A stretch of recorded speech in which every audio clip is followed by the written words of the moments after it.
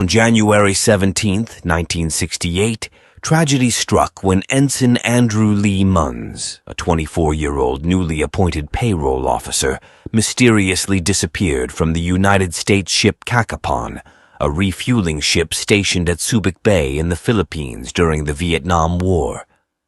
The circumstances surrounding his disappearance were perplexing, as he seemed to vanish into thin air. To make matters worse, authorities discovered that $8,600 was missing from the ship's safe, leading them to conclude that Munns had taken the money and fled. Despite the case being closed, Munns's family always harbored doubts about this conclusion, firmly believing that it was out of character for him to commit such an act. It wasn't until 3 decades later that the Naval Criminal Investigative Service Cold Case Squad reopened the case, unveiling a series of extraordinary events. As we delve deeper into this intriguing case, 2 crucial questions arise. What pivotal evidence was gathered to identify the perpetrator, and what could have been the motive behind this heinous act? Situated on Luzon's west coast, approximately 100 kilometers northwest of Manila Bay, Subic Bay served as a vital naval base and staging area for the United States during the Vietnam War. The United States ship Cacapon, a refueling ship, played a significant role in supporting United States military operations in the region. Unfortunately, numerous sailors went missing during this tumultuous period, largely due to the hazardous and challenging conditions of naval operations in the conflict. Subic Bay was no exception, and among those who disappeared was Ensign Andrew Lee Munns. Born on October 12, 1943, in Mount Lebanon, Pittsburgh, Allegheny County, Pennsylvania, Munns had a close-knit family. While details about his parents remain unknown, he had a beloved sister named Mary Lou Taylor and 2 brothers, Skip and Doug. Munns spent most of his early years in the wonderful community of Mount Lebanon, where he was a popular boy throughout his time in the local school system. However, in 10th grade, his family relocated to Upper Mount Clair. Throughout his time in Mount Lebanon, Munns had a tight-knit group of friends who stuck by his side from childhood to adolescence. They witnessed his growth from a carefree kid playing in the dirt behind Lincoln Grade School to a confident and mature high school sophomore. These friends were there for all of Munns's milestones, from his first attempts at sports to learning how to drive and going on his inaugural date. After finishing high school, Munns continued his education at the local senior high school before moving on to Gettysburg College post-graduation. His family's relocation to Upper Mount Clair, New Jersey, marked a new chapter in his life. Driven by a strong desire to serve in the military, Munns fulfilled his dream during the tumultuous Vietnam War era after completing college. Opting for a naval career, he assumed the role of payroll officer on the United States ship Cacapon, a refueling ship stationed in Subic Bay, Philippines. Munns's dedication to military service was unwavering, guiding his journey from Pennsylvania to New Jersey and eventually to his position on the United States ship Cacapon. Despite the inherent dangers of his wartime duties, Munns embraced his responsibilities without anticipating the tragic turn of events. On the fateful night of January 17, 1968, tragedy struck when Munns mysteriously vanished from the United States ship Cacapon. Having recently taken on the role of paymaster on the ship, stationed in Subic Bay, Philippines, his sudden disappearance left the crew bewildered and searching for answers. Upon learning of the situation, the Naval Criminal Investigative Service promptly involved Special Agent Raymond McGady. Complicating matters further was the discovery of $8,600 missing from the dispersing office safe. Munns was last spotted above deck, heading towards his office around 2 a.m. Authorities suspected Munns due to his position as paymaster with access to the funds. Efforts were made to locate Munns by checking embassies across Southeast Asia, including Hong Kong, Kaohsiung in Taipei, and Manila. However, these attempts proved to be unsuccessful. Consequently, the Navy classified him as a deserter and closed the investigation in 1968. Munns's family received a letter informing them about his disappearance, which left them with a sense of unease when they discovered that $8,600 had also gone missing. The family strongly disagreed with the government's belief that Moons may have stolen the funds, as they believed such behavior was completely out of character for him. According to his family, Moons was a friendly and adventurous young man who would never commit such a serious offense. The Munns family endured 8 years of increasing agony, which was further compounded by the death of Munns's father from a heart attack. In 1976, the family decided to request that Mons be legally declared deceased, leading to a plea for a memorial service and burial at Arlington National Cemetery.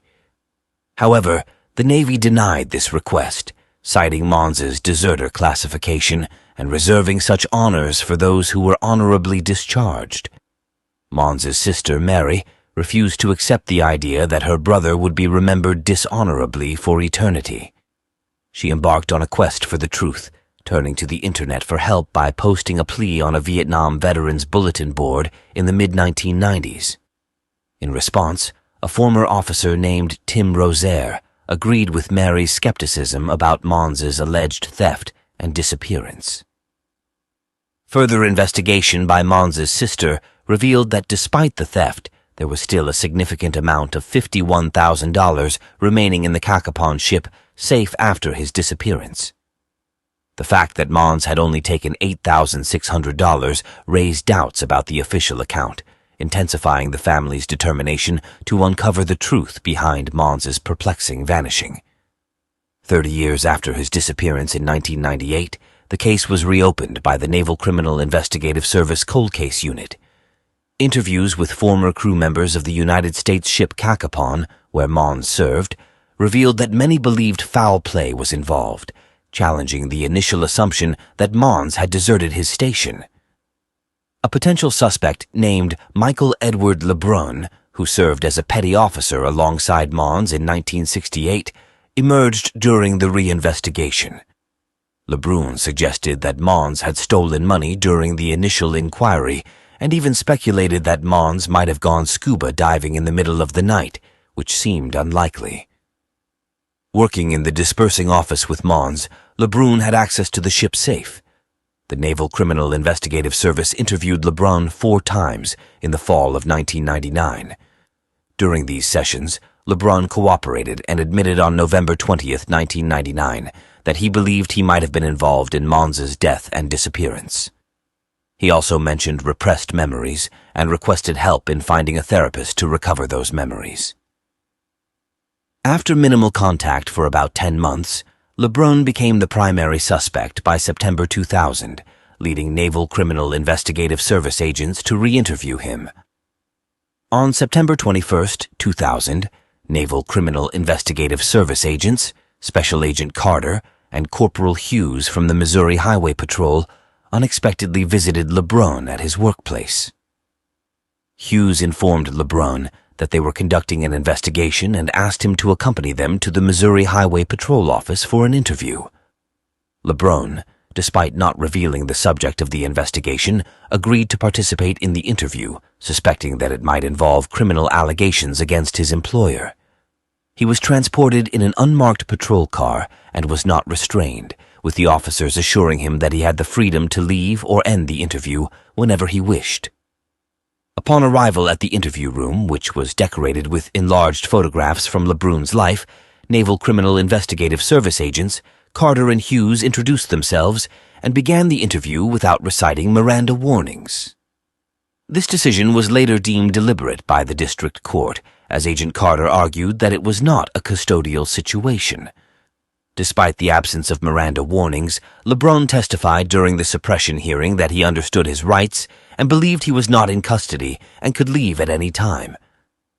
The government acknowledged the use of psychological tactics during the interview, including labeling Lebrun as the prime suspect in Mons' death and warning about the potential negative impact on his family and finances. It is important to note that the agents did not resort to shouting or physical force at any point.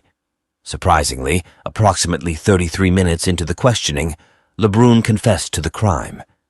He admitted to robbing the safe and attacking Mons when he unexpectedly entered the office. Lebrun confessed to attacking Mons, strangling him, and violently smashing his head against the deck. He also provided additional details on how he disposed of Mons's body and the stolen money, stating that he dumped them in a tank of fuel oil to eliminate evidence. After Lebrun's admission of guilt, the agents asked if he wanted to apologize to Mons's sister, Mary Taylor, who had traveled from Milwaukee to assist in the interrogation. Lebrun was willing to offer an apology. Taylor, along with Agent Billington, entered the interview room. Lebrun admitted his responsibility for Mons's death and expressed his regret. Following the interrogation, Lebrun allowed his house to be searched. Despite the admission, Lebrun was not taken into custody that day. He was arrested a few days later and charged with felony murder in March 2001. Subsequently, he appealed his trial, claiming he was not informed of his Miranda rights before confessing to Mons's murder. For the next 4.5 years, there were continuous attempts to exclude his confession from evidence, with it being rejected and then reinstated multiple times. In September 2005, just before the jury selection for his trial began, Lebrun admitted the truth of his confession and pleaded guilty to manslaughter in connection with Mons's case. Consequently, he was sentenced to 4 years in prison. This series of events marked the end of a lengthy legal process surrounding the confession and signified the resolution of the case, with Lebrun taking accountability for his actions. Following his confession, Mons was honored with full military rights at a memorial service in Arlington National Cemetery in Virginia in June 2001. A ceremonial casket draped with an American flag symbolized the occasion, signifying the end of Mons's deserter status. A memorial headstone was placed at his burial site, commemorating his service and providing closure to the tragic chapter. The news of Mons's murder and subsequent exoneration was met with shock and sorrow by those who knew him. After he moved, most of his friends from Mount Lebanon lost contact with him. One friend recalls reading a headline in the local newspaper in 2002 about a Navy ensign whose name was cleared after a murder. He was filled with a feeling of unease, as though he somehow sensed that it was Mons. Sharing the news with Mons's friends in Mount Lebanon brought about comparable responses, as he was fondly recalled as a kind-hearted individual with a bright future ahead of him. On May 6, 1988, the typically sunny spring day in Mount Vernon, Illinois took a tragic turn for 22-year-old nurse Jana Reynolds. Despite the pleasant spring air flowing through the neighborhood, Jana's lifeless body was discovered within the confines of her own home. Despite the tireless efforts of the police, the identity of the perpetrator remained a mystery, leading to a decade-long search for answers. Finally, investigators achieved a breakthrough, uncovering the truth behind the question. Who was responsible for the murder of Jana Reynolds? This case brings us to Mount Vernon, a city and the county seat of Jefferson County, Illinois, in the United States. Established in 1817 by Zadok Casey, this place is renowned as the Festival Arts City, or the King City, and has been home to over 35,000 residents as of 2021. Notable attractions in the area include Cedarhurst Center for the Arts and Jefferson County Historical Museum and Village. However, despite its charm, Mount Vernon faces significant crime challenges with a higher rate of violent crime compared to the national average. The city has implemented measures to combat this issue, such as increased police presence and community policing programs. Against this backdrop, the tragic fate of Jana Reynolds unfolds. Born on January 15, 1966, Jana was the daughter of Robert and Marilyn Jane Wellmaker and had an older brother named Alex Wellmaker. In 1987, she married her high school sweetheart, Jeff Reynolds. Jana worked as a nurse at Mount Vernon Good Samaritan Hospital while pursuing her associate degree in nursing, with only one more year remaining until her graduation in 1988. In the meantime, Jana's spouse was employed at a nearby printing company. She was renowned for leading a respectable and ordinary life, and she was well liked by those who were acquainted with her. The investigation into Jana's demise left the entire community feeling upset and bewildered. People yearned to uncover the truth and sought justice. Even amidst the sorrow, the community made a pledge to remember Jana for the remarkable individual she was and to preserve her memory in Mount Vernon. On May 6, 1988, Jeff Reynolds worked the night shift. Upon returning home the following morning, he stumbled upon something that would forever alter his existence. Upon reaching his residence, he noticed that Jana's vehicle was still parked in the carport, which was unusual. Typically, when Jeff returned from work, Jana would have already departed for school, so he entered the house wondering why she hadn't gone. The first indication that something was amiss was the broken back door as he ventured inside. Upon entering the bedroom, he discovered 22-year-old Jana lying on the bed, drenched in blood. The sight that Jeff encountered was horrifying. She had been repeatedly stabbed, her throat slashed multiple times, her right hand nearly severed, and it appeared that she had also been sexually assaulted. Overwhelmed by what he had witnessed, he immediately dialed 911, reporting that his wife had been murdered. A police officer from the Mount Vernon Police Department received the distress call from Jeff. He arrived at the crime scene a few minutes later and commenced investigating for any potential leads. After some time, the medical examiner determined that Jana was likely killed between 12 p.m. and 3 a.m. Upon promptly arriving at the scene, officers discovered Jana's lifeless body. She was wearing thermal pajama bottoms while lying on the bed, but her underwear was pulled down, hanging on her leg.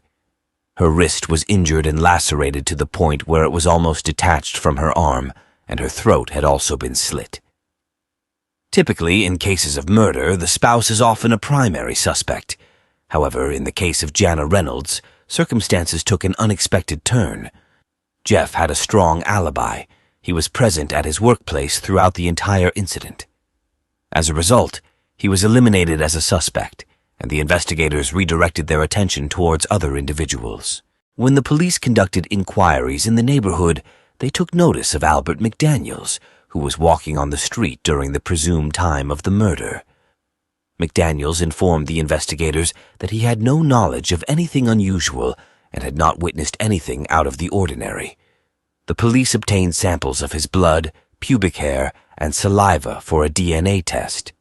After analyzing the samples, the results came back negative, leading them to exclude Albert as a potential perpetrator of the crime. Samples were collected from various suspects, including Joe Tucker, another man who had been seen in the vicinity that night. Tucker willingly provided a sample of his head hair, but no further samples were taken. The hair sample did not match the fragment discovered at the crime scene. However, the pathologist stressed that ruling out the suspect would necessitate pubic hair samples. Despite pursuing over 300 leads, the investigation into Jana's murder eventually reached a dead end. The killer had vanished without leaving a trace. Mount Vernon officers meticulously searched the neighborhood, hoping to uncover any clues related to the perpetrator. They combed through the streets, checked the alleys, and meticulously examined trash cans, searching for anything that could be linked to the crime. Unfortunately, the neighborhood search yielded no leads. By the end of 1988, the detectives were unable to press charges against anyone for the crime, and the case remained unsolved and forgotten. They carefully preserved all the collected evidence, holding on to the hope that advancements in technology would one day provide new avenues for testing and analysis. Tragically, Jana Reynolds' case remained unsolved for 13 years after her murder. In August 2001, Detective McElroy from the Mount Vernon Police Department began reviewing the physical evidence gathered during the investigation. He foresaw that advancements in forensic science and technology could potentially yield new leads, prompting him to reopen the case. Utilizing a cutting-edge tool known as the alternative light source, investigators were able to identify various stains on Jana's clothing, ranging from biological fluids to fibers and trace materials, by utilizing different wavelengths of light. Upon examining Jana's pajama pants and underwear, they discovered stains that were confirmed to be seminal fluid, providing stronger DNA evidence compared to what they had 13 years ago. In total, they found 23 different stains on Jana's pajamas that could potentially contain DNA, prompting them to send the clothing to the private laboratory, Cellmark, for further analysis. Initially, a preliminary test was conducted to confirm that the stains were indeed semen, which proved to be accurate. Approximately 2 weeks later, investigators were able to develop a profile of the individual responsible for leaving the stains on Jana's pajamas bottoms. Their hope was to finally solve the enduring mystery that had plagued them for so long. In 2002, detectives had utilized advanced forensic technology to examine Jana's dress, which enabled them to establish a DNA profile of a male whose bodily fluids were present on the garment. Detective McElroy revisited the old cases and noticed a connection between the assault on Jana Reynolds and another similar case. Taking a chance, he requested the crime lab to compare evidence from Joe Tucker with evidence from the assault case, as well as the unknown profile in the Reynolds case. Surprisingly, it was discovered that one suspect matched in both cases, and that suspect was identified as Joe Tucker. Detective McElroy informed Jana's husband, Jeff, that they were preparing to apprehend the suspect. Joe Tucker, born on February 9, 1964, had a history of criminal activities dating back to 1988. He had previously encountered legal issues in Illinois and was currently employed in Missouri. In September of 1988, Joe was sentenced to 2 years in prison for drug charges. 2 years later, in 1990, he found himself back behind bars, this time for a 3-year sentence due to theft. In 1996, Joe returned to prison once again, receiving a 4-year sentence for burglary and an additional 4 years for drug-related offenses. After a brief period of parole, he was incarcerated again in 1998, this time with a 6-year sentence for burglary and a 5-year sentence for aggravated battery. Joe regained his freedom in 2002, but his liberty was short-lived as he was later apprehended for the murder of Jana Reynolds. In May 2002, while residing in Springfield, Missouri, Tucker's DNA was linked to stains found on Jana's pajamas. The police had to travel to Springfield to locate Joe Tucker, and finally, in 2002, he was arrested for the murder of Jana Reynolds. Throughout the interrogation process, Joe vehemently denied any involvement in Jana's murder. He maintained his innocence, although he acknowledged knowing Jana as they had worked together at a restaurant in the early 1980s. Joe insisted that he had never been to Jana Reynolds' home in 1988, but the DNA report contradicted his claims, providing substantial evidence against him. While awaiting trial, Joe was sent to Menard Prison due to parole violations. It was during his time in jail that he confided in another inmate named Robin Gecht, unknowingly revealing all the details about the case. Little did Joe know that Gecht was known as a jailhouse lawyer. In 2002, the state's attorney contacted the police investigators, informing them that they had received a letter from a prisoner named Robin Gecht. Acting on this information, Detective McElroy interviewed Gecht regarding the matter, and Gecht presented the letters. In one of the letters, Gecht claimed to possess information about Jana's death. Investigators proceeded to interview Gecht, who stated that the defendant had approached him seeking assistance in preparing a defense for his case. During the court proceedings, Gecht testified that Tucker had confessed to breaking into the house with the intention of burglary and assault on his victim on May 6th. He also admitted to killing Jana.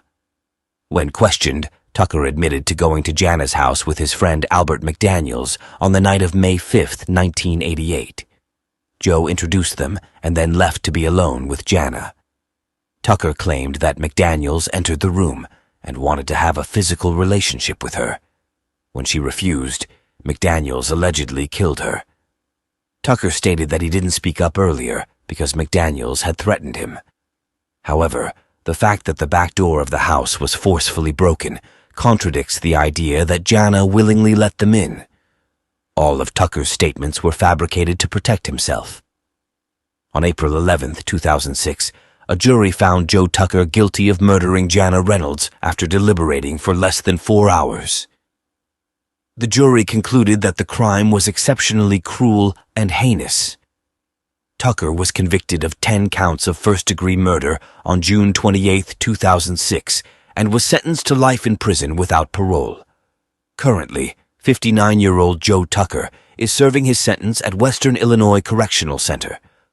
Following the trial's conclusion on June 28, 2006, the court denied the defendant's post-trial motion. Joe Tucker was indicted by a grand jury on 10 counts of first-degree murder and assault.